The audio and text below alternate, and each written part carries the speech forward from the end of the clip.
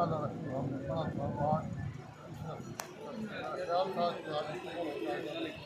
آپ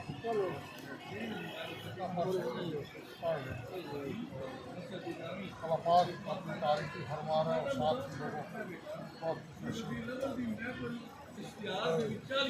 بسم الله الرحمن الرحيم هو الذي جعل لكم الأرض ذلولا فامشوا في مناكبها وكلوا من رزقه وإليه النشور. وہی تو ہے جس نے نرم کر دیا ہے تمہارے لیے زمین کو، بس اطمینان سے چلو اس کے راستوں پر اور کھاؤ اس کے دیے ہوئے رزق سے، اور اسی کی طرف تم کو قبروں سے اٹھ کر جانا ہے. اللہ پاک فرما رہا ہے کہ کوئی ذات اس ذات میں تمہارے لیے زمین کو اب اس کے ضرور صرف اس کے کئی معنی بنتے پست کر دینا، ہموار کر دینا، تمہاری رہائش کی قابل کر دینا، نرم کر دینا، یہ سارا اس کا ہے. اب زمین کہیں سخت ہے، کہیں پہاڑ ہے، کہیں پتھر ہے، کہیں ریت ہے، کہیں وہ کیا ہوتا ہے جس کو کہتے ہیں چکی ہے، کہیں ریتلا ہے. یہی فرمایا کہ میں نے تمہارے لیے ہر چیز پر خمش بنا کے تاکہ تم اس کے اوپر آرام سے چلو. خمش مطلب چلنا، آرام سے چلو. وقلو میں رزق ہمارا سارا رزق زمین سے پھل وغیرہ وغیرہ سب پتہ ہے. تو جو بھی اس میں سے تمہیں رزق عطا کیا جاتا ہے زمین میں سے کلو کھاؤ. پہلے ہم شروع اور یہ بھی بات یاد رکھو کہ ایک دن تم اسی کے پاس اس کے زمین کو قصد کرنے والے کے پاس اکٹھے کیے نشر کا مطلب اکٹھے کرنا، حشر آدمی حشر والے اکٹھے ہوئے سب. یہ بھی یاد رکھو اور یہ بھی شک اللہ پاک کو بھی یہ ملے ہیں اسی کی طرف ایک انسان اکٹھے ہو جائے. آمنتم من فی السماء ان یخسف بکم الارض فاذا ہی تمور. کیا تم بے خوف ہو گئے ہو اس سے جو آسمان میں ہے کہ وہ تمہیں زمین میں غرق کر دے اور وہ زمین تھر تھر کانپنے لگے. فرمایا کہ تم اللہ کا خوف اور وقت کرتے. ہم ایک خود کانسٹیبل سے ڈرتے ہیں تو اپنا بھرتی پاک ہوتا ہے اپنے لیکن اللہ سے جو ڈرتے ہو اس وقت سے اس وقت جگہ ہی کوئی نہیں. ہمیں دور نہیں پڑتی جگہ کی نماز آپ کیا آپ اندر نماز اللہ کا خوف کوئی تین چار پڑھنا آسان کی نماز نہیں باقی کیا تمہیں جو آسمانوں میں ہے یعنی اللہ پاک سے بے خوف ہو گئی. اگر وہ چاہے تو تمہیں زمین میں پھنسا دے یکس سے غرق کر فہذا کبھی اور زمین جو ہے وہ ایسے تھر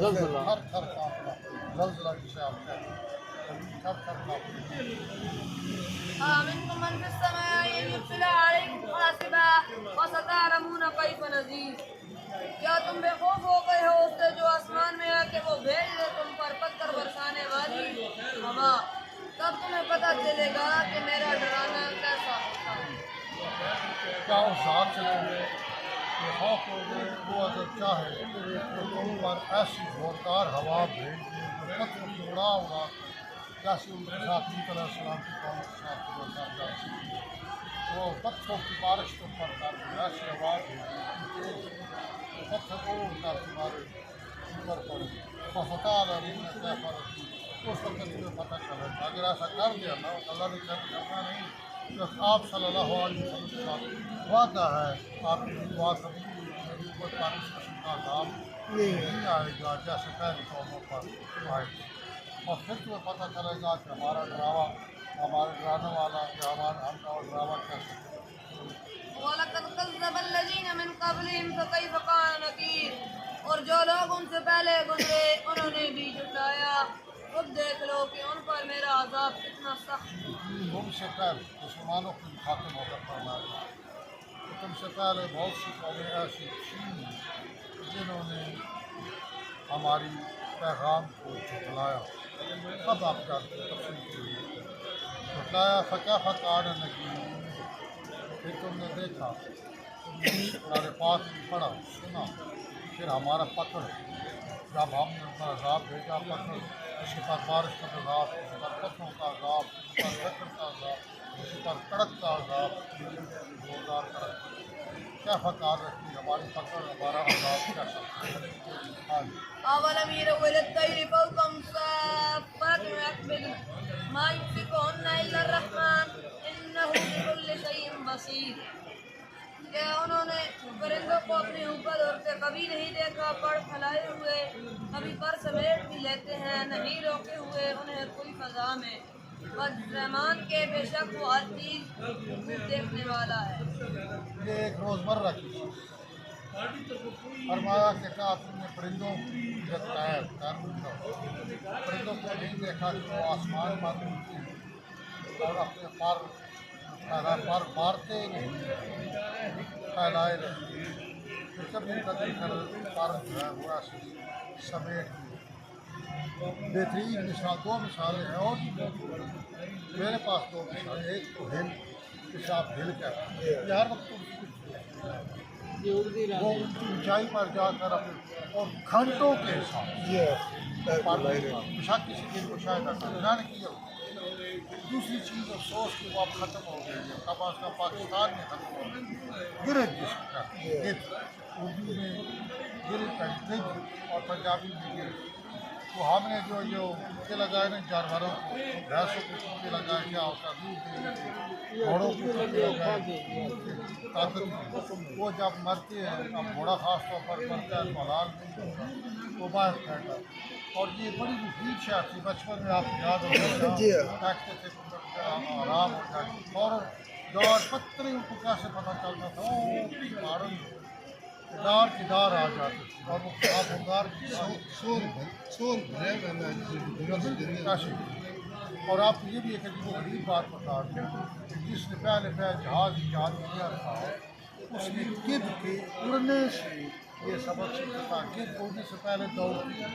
تقریباً 8 10 12 13 10 ویسے دوڑتی ہے اور پر مارتی ہے، دوڑتی کرتی ہے، باقی کوئی اور پرندہ ایسا نہیں ہے، تھوڑے بہت 2-3 قدم اڑتے ہیں چلتے ہیں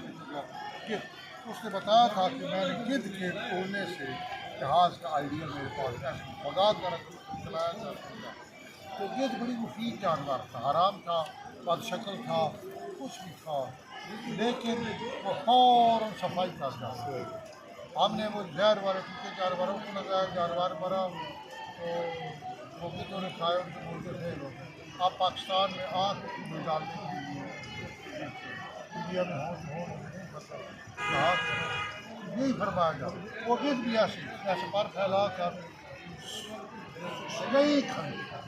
آسمان کو گزرتے اس کو کون سنبھالتا سے اس کو کون آسمان میں سنبھالے رکھتا تھا، کون تھامے رکھتا تھا، الرحمن سوائے رحمان، کبوتر بھی بات کا زیادہ اونچا چلا جائے تو وہ بھی ایسے پر چھوڑ دیتے پیچھے آنے کے، یا سے پر باندھ لیتے، نہیں کرنا جب وہ پر باندھ یک پیس ایسے پروں کو سمیٹ یا ایسے صاف پر کھول لینا، یک پیس پروں کو بند کر دیتے وٹے کی طرح نیچے آتے، یہی فرمایا انہو بکل شیء بصیر، ہر چیز أمن هذا الذي وجدتم لكم ينصركم من دون الرحمن إن الكافرون إلا في غرور.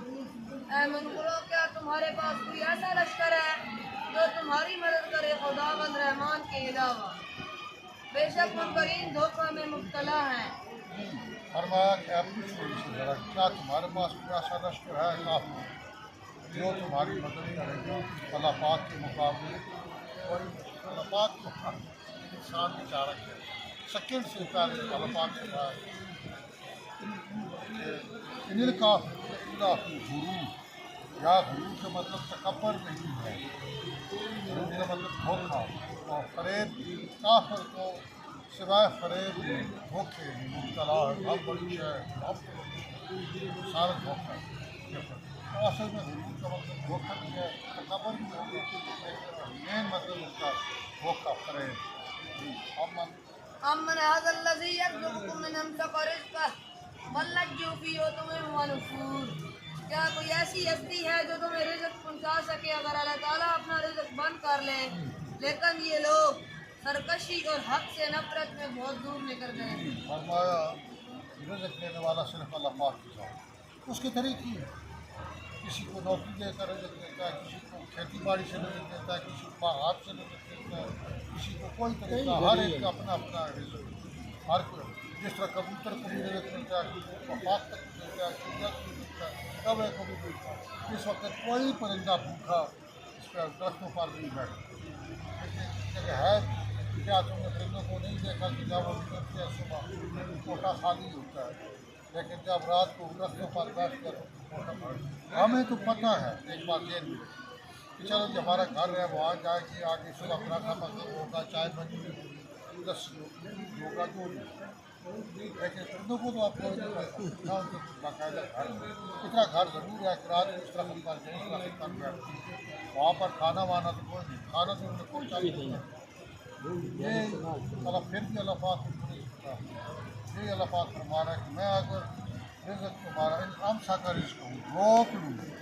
امسا بالکل بھروایا نا تو ممسک یا ممسک بھولنا ان کو کس نے روکا ہوا ہے آسمانوں میں پرندوں کو، کس کو تھاموں یا امسک پر، اگر میں تمہارا رزق لو کون ہے جو تم دے سکتا، کوئی رزق دینے والا نہیں، بلکہ سرکشی میں اور نفرت میں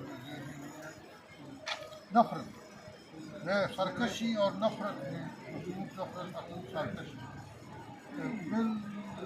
پڑے ہوئے ہیں۔